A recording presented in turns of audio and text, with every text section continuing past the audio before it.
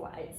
This is a exercise for early postpartum core connection, or just early rehab for back pain.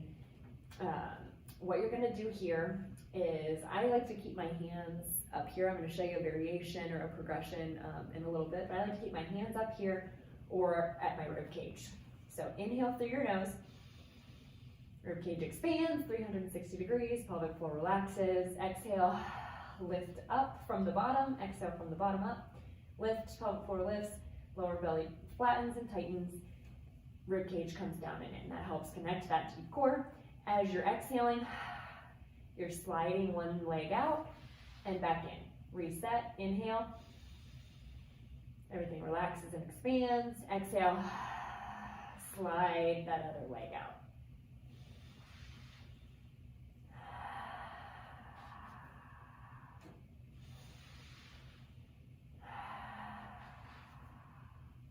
Just like that.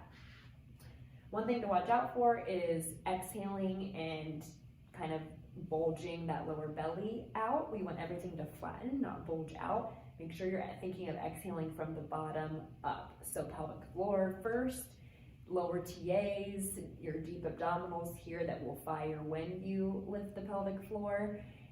Or you can think of pulling your hip bones together, and then your rib cage comes down and in slightly. So it doesn't have to be a bulging movement of bringing your rib cage down, and it should be real, just slight, gentle. We don't want to put too much pressure down. So that lower belly bulging gives us a window to your pelvic floor. And so if we see that, we can assume that you're bearing down a little bit and putting pressure down on your pelvic floor, which we'd like to avoid. So that's the heel slide.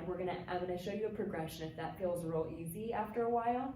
You can add your arm. So this can prepare you later on for an exercise like the dead bug, where you're going like this, which is a great core exercise, but early postpartum, in those first couple weeks, that can be a little bit too challenging holding this 90-90 position.